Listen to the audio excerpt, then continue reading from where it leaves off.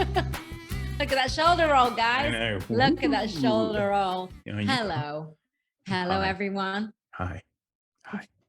Ian's shoulder roll welcomes you to the Goblins Pockets, a show where we review D&D related content and products and tell you if you should spend your hard-earned money or time on them.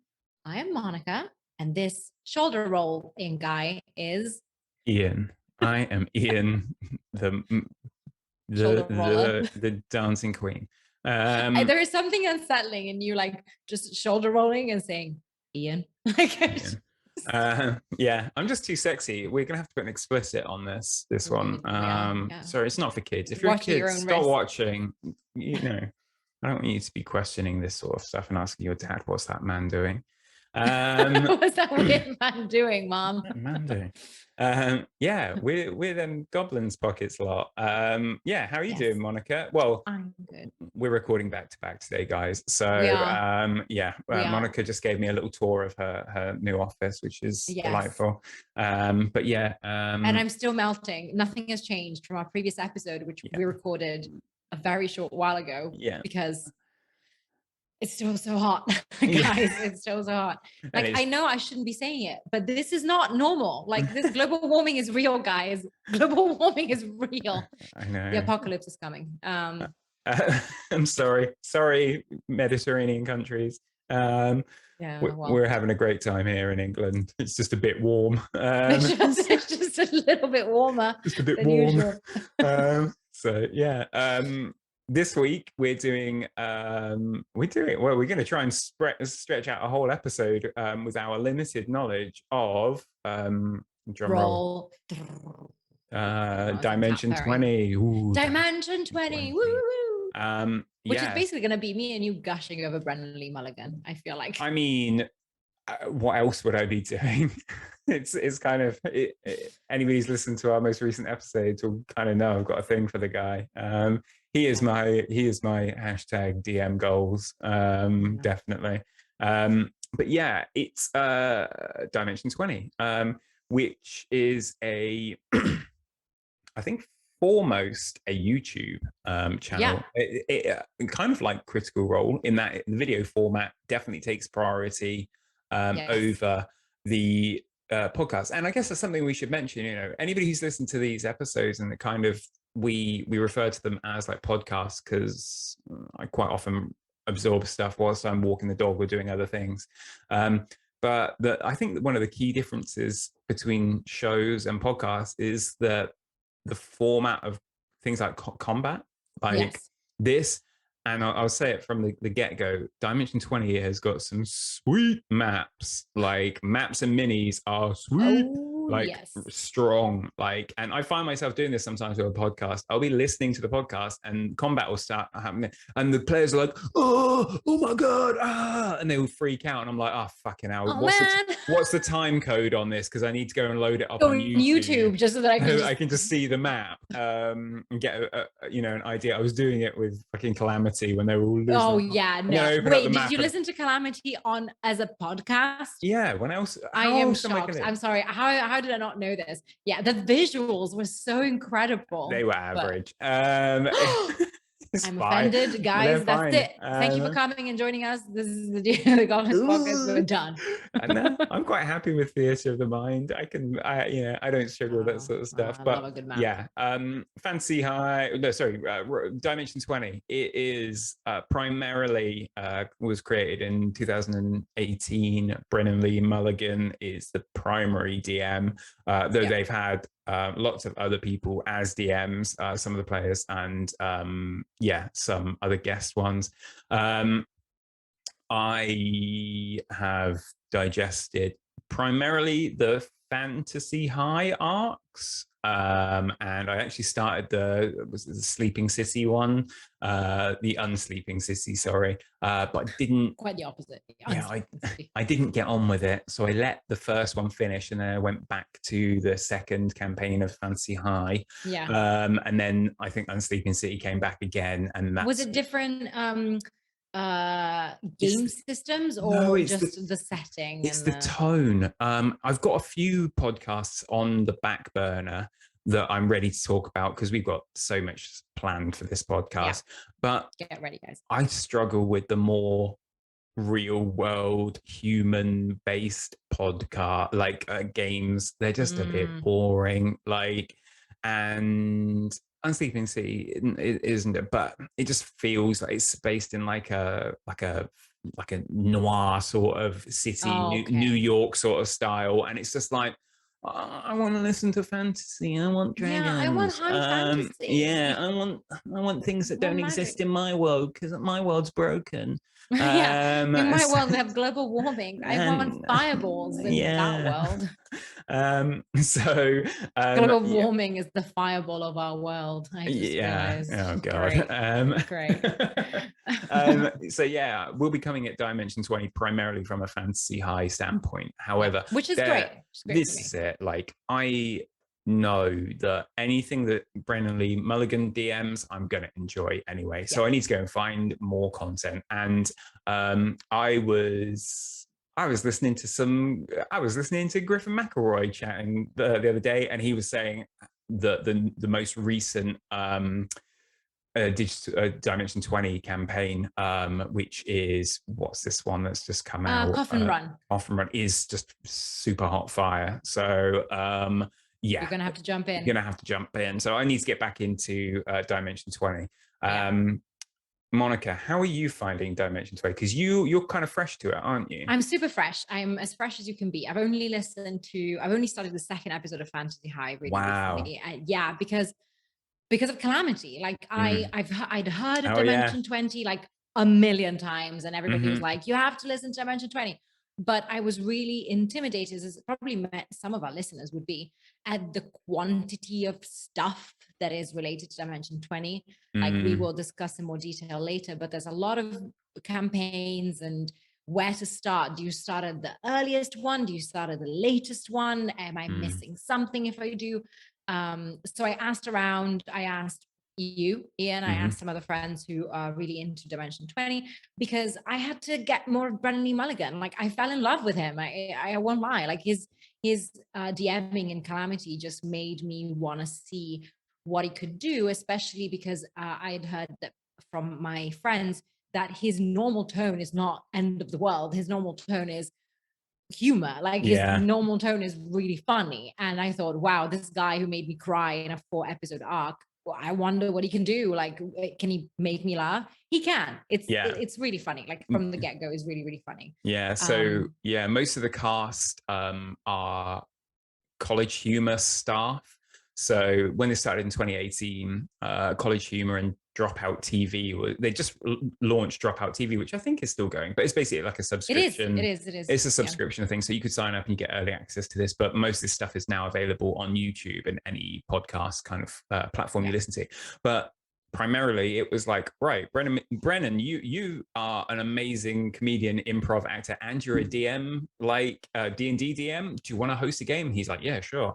Let's grab all of these College Humor like employees and pull them into a game. So for most of the players, they're fresh to D&D. So that's and you could see that, like, at the very beginning, you could see that they have no idea what advantage means. They have no idea what a Constitution saving throw is. Like, they're really fresh, and you know, we both love new players. Love new players. So creative. New players are fun. So funny. And yeah, so there's a real mix in the table. I think there's 6 players in the first campaign.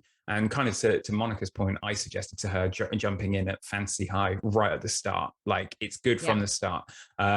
It can be a little bit confusing because they jump around so much. If you go on YouTube, it's split into playlists. That's a good way of getting it. And I think on the podcast, they're quite good at doing like different artwork for the album artwork and stuff like that. So you'll kind of notice a bit of a difference there. But first and foremost, it is a comedy D&D game. Like, it is all about the laughs, and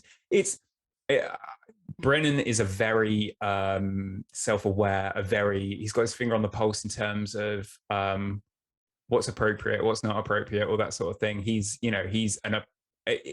good. It's not sloppy humor. It's not boy jokes. It's so much, it's good. It's a good diverse comedy. And it's so is so like he doesn't take himself too seriously. Like No. it's a masterclass in how to make your players feel comfortable playing in an environment, in a setting, which could be quite limiting. And I wonder what you think about this. Like the premise of Fantasy High is stuff happens at a high school, like an adventuring high school. And it's kind of based on like a 1950s, 1960s America kind of vibe, you know, like imagine Greece, but magic.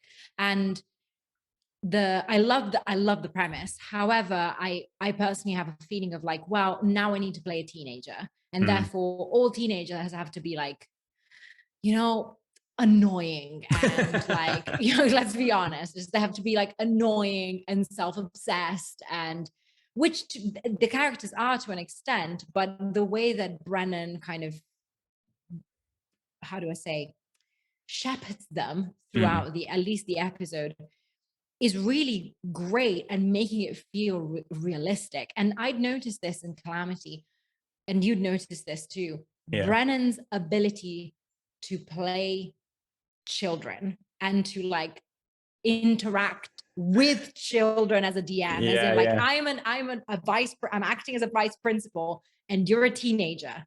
And therefore I need to talk to you like a vice principal would talk to a teenager is amazing. It's so funny and realistic and, you know, ironic, and in a way that Matt Mercer, I don't think, can ever do. And I think this comes from the fact that he was a camp counselor for like a million years, and you know, he worked with children and teenagers. It's what do you call it, LARP.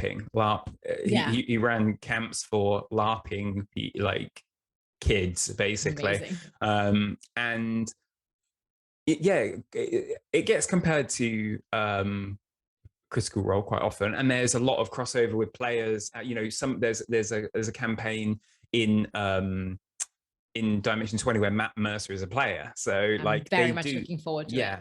They seed them both in. But you know, Critical Role, you've got all those voice actors, professional voice actors, read off a script, do it really well, good actors. You know, I'm an actor. Some are a bit funny, some have got quirks, some have got, you know, they're interesting people, but fundamentally they're actors. Dimension 20 is improv comedians. You can feel it. And you can, like, this is comedy for the, you know, it is.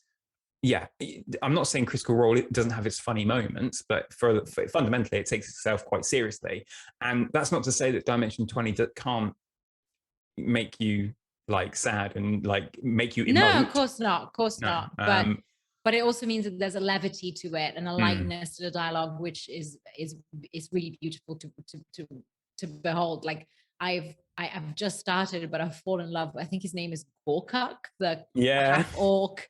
The half orc. I think he's a barbarian because he raged, and you know, he's just like raised by gnomes, and he just wants to make friends, and he's just like this wimpy orc teenager who's just it just breaks my heart. It's just such a funny dynamic. Like it's Gorgak, and I think he's an orc that was adopted or by two gnomes. Two like musician and instrument, like and Brennan playing those NPCs, they're just the sweetest characters. Some stuff happens later, Monica, that you'll look forward to because they it's funny. But I'm so looking forward to that storyline. It's really strong, and of all the players, like there's some really interesting people, and this is a great podcast if you are completely new to D&D. Brilliant, because there are people that are learning, so you'll be learning with them, and everybody at the table is really good for it. And there are a couple of people that have played more. Anybody listening to this who has listened to Not Another D&D podcast, if you've not listened to Dimension 20, two of the players are from NAD Pod, Not Another D&D podcast. You've got Brian, who's the DM from there, and his, I think they're now married, wife, Emily, who is a player in the other podcast. She's a player in this one. And Brian, being a DM on his own podcast, is very knowledgeable. So he helps the other players a lot. He's a good example. He's a pretty good example of how to help your players. he ruffles my feathers as a DM, and I get the impression he ruffles Brennan's a little bit here and there because he's a bit of a rules lawyer. So we've all had one at the table. Yeah, he sticks his beak in a few times when it's not asked for, and I also don't like NADPod. Anybody who's a fan, you can come at me because I don't like Brian's DMing style. I think it's too hard edge, so there's something for everyone at that table, and I think I highly recommend it. Absolutely. I will say I'm already hooked, and I don't say this slightly, and I know that like I'm a sucker for D&D podcasts, but you can see that like the DMing style merges so well with the dynamic of the comedic energy of the group. And even like there's a couple of players who seem to be a bit more, I'm not going to say overconfident, but as in like they tend to like steal the spotlight a bit, like in specific moments. Brennan manages it really well. Like he's able to like to pace the episode so that the spotlight is then, or the microphone is then given to another player who maybe didn't quite have the chance to like speak up and showcase their skills, while at the same time he really doesn't press too much if the player doesn't feel comfortable role playing yet, or like understanding like combat. It can be really difficult. What I did appreciate, you were discussing how Critical Role and Dimension 20 are comparable in some cases and compared by people. Well, maybe let's do that after. Let's have a little break, and then you can tell us about that comparable, because I'm a Brennan guy, you're a Mercer guy, girl. So yeah, let's do that after the break. We'll be back shortly. See you soon. See you soon. Bye. Hey, got an idea for something we should review? Or been thinking of buying something for your D&D collection, but the price has put you off? Why not join our Patreon? For just £4 a month, you'll get a say on what content we review, and when we buy something using Patreon contributions, we'll raffle it off to our patrons. So, you'll be in with a chance of winning the thing you wanted us to review anyway. Good, right? So, go find us on Patreon at The Goblins Pockets. And of course, all new supporters get a shout out on the latest episode. Going in. Because we love you. We're back. We're back. We were just talking Monica was laughing. She's excited. I was laughing because I was reading the synopses of the different campaigns, and getting excited. The premises of these campaigns are just so funny. You can see that it was clearly designed with a comedic goal, and I'm just very excited to read all of these, to watch all of these things, all of these campaigns. So go on. Yes. You were about to tell us some comparables between this and Critical Role. Some comparables campaigns. Comparables. Yes. So I can see why they are compared or often spoken in the same breath, because they are very curated, very high production. You can see the money. The dosh just everywhere. The setup, the maps, the everything. The studio. It's a visual, it's a visual experience. Very visual experience. And on that basis, again, it's so sad that it's called the Matt Mercer effect, because you could easily call it the Brennan Lee Mulligan effect.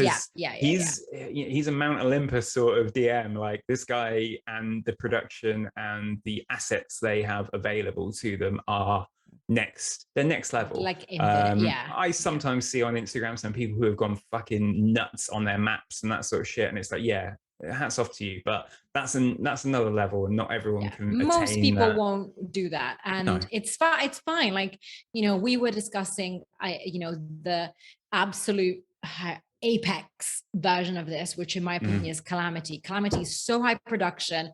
It's an unreachable campaign. It's actors playing level 14 characters in a highly curated world, in a high production setting. It's just like, that's the extreme. You can just enjoy these things for what they are, which are in this particular case comedians just creating a story for you. Mm-hmm. And the visuals help because it helps I feel like it gives them something to hang on to in terms of just jokes and things that they can, make. Definitely. And well, I think theatre of the mind is great. It works. It's great, but it definitely relies on a level of like interpretation and imagination from your players, and not all players have got that. No. And so it is really helpful to have maps and things like that. Like I like maps in my even if it's just a scribble on a piece of paper. Even if it's just like a pen, paper, and some like defaults used as markers, which is my go-to. Yeah, definitely. So, but there's certainly, if you're a player or you're a DM, there are some fantastic examples in these. If you extrapolate, like if you separate some of the kind of player behavior and the nods and things they do from these shows, you will get examples of good things. Just don't give your DM a hard time if they're not Brennan Lee Mulligan. No, exactly. Equally, if you're a DM, don't expect too much from your players. I will hands up say I was a DM expecting too much in terms of role play capabilities of my players. I've done that in the past. You're suffering the reverse of the effect. Yeah, definitely. It's like you watch all these people playing to this level and catching on to all those clues that the DM's laying down, and you go back to your Friday night group and you're like, why aren't these people understanding this puzzle for a 3-year-old? Oh man, puzzles. It's different. It's different. Like separating these pieces of fiction from your home game. It's really, it's a level of self-awareness that is good. It can be challenging. It can be challenging. It's hard. The one thing that I would say, Dimension 20 definitely helps in that, is that at least I access the YouTube video, and the way that it's set up, especially like in the first episode, you could see it immediately. It explained what death saving throws are with a clear visual. Yeah, it's cool. This is like, how many they have succeeded on, how many they have failed.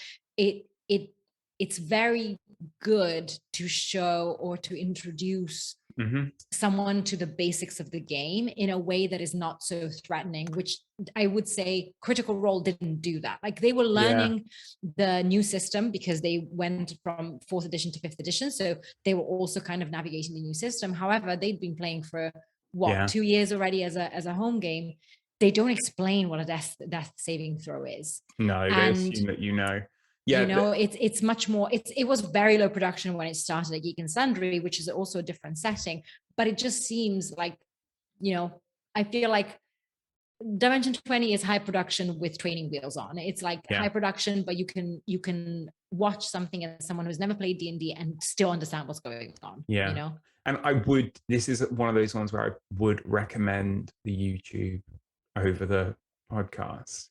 I think any of these shows where if there is a visual component to it, watch a few episodes, get a feel for what the players look like, for what their character minis look like, what the maps are like, all that sort of thing. And then if you jump back and forth, I quite often do this, I'll jump back and forth between podcast and show. It's much easier. It's also much easier to visualize in your mind what's going on if you already have an idea of like how the players normally interact with each other visually, I would say. So tell me, how would you rate Dimension 20 in terms of like, let's say fantasy high? Because that's what? I need to go back through all of our episodes and mark down all the ratings I've given these different things because I need to make so much higher. Well, no, because I don't want to put something above something else. I'm pretty sure I rated Dungeons and Daddies as a 19, and I think Taz might have been an 18. I would but again, we come to the Unsleeping City. That's a point. That's why I said fantasy high. Let's stick with fantasy high. Fantasy high, I would say I'll give a 19. It's fantastic. It's really good fun. It's a great example. That's really good. It's so close to an 18 just because of Murph, and that the way he annoys me. He drags it down. Kick him out. It's really strong in my opinion. How about you? I mean, you've watched I've only watched the very beginning, but I would say it's up there. I would also have given it around a 16, 17, but I'm just at the very beginning. I will say I'm very interested to keep going. And then we'll also check back in because I have to check out Escape from Bloodkeep because Matt Mercer is in it. Like, well, this is it's designed for me, Ian. It's designed for me to review. I think when I got into it would have probably been 2019, maybe. I think I went from Fantasy High, skipped Bloodkeep because I was so eager to get onto the second season of Fantasy High, watched all of that, and then I'm like, oh, now I'm up to date with what's available. So I was like, I'll go back and watch The Unsleeping City. Didn't like it, dropped off. So now you have to get back on the horse. Yeah, that's it. So obviously, so let's check back in. We need to check we've got a lot to do for you guys. We've got loads of products to look at. So but yeah, in my spare time, I think I might go back to some of the older Dimension 20 stuff because Brennan is king. So good. Yeah. Great. Wow, that was Dimension 20, everyone. If you've not listened to it, introducing me to it. Ian, because no problems. Everyone should be listening to it. And you might be one of these people that's only ever listened to Critical Role, and you've maybe watched Calamity recently and you're like, damn, this guy's good, I need more of this. Well, Dimension 20 is more of that. If you're a Monica, if you're a me, go drink up come some join Dimension. me really late in the game in Dimension 20. It's not that late. It's that's where all the cool kids live. Nice. Get in touch if you've got any opinions or anything you want us to review or look at, or you've got a product that you want to send our way to look at, and we'll get it out. We'll get it done. I think we've got Radiant Citadel coming out so soon. It might. Oh yeah, I'm trying to think when this is going to go out. It's a couple of weeks. Yeah, so very soon. It might be the next episode. But we'll get onto Radiant City when that comes out. I'm excited. I think I'm going to pump some of that into my new campaign if I can. So that would be good. We're going to have a big chat about that. But email us at thegoblinspodcast@gmail.com with any suggestions, things we should be reviewing, opinions. Tell us why we're wrong. Rate us. Go subscribe on YouTube. Rate us on Spotify. Rate us. Please. Tell us you like us. Basically, that's what we're saying. And follow us on Instagram at the Goblins Pockets. And why not become our Patreon? We love you guys. We do. And we've got some good stuff there for you. Cool. Wow. See you guys soon. See you soon, guys. Bye. Bye-bye.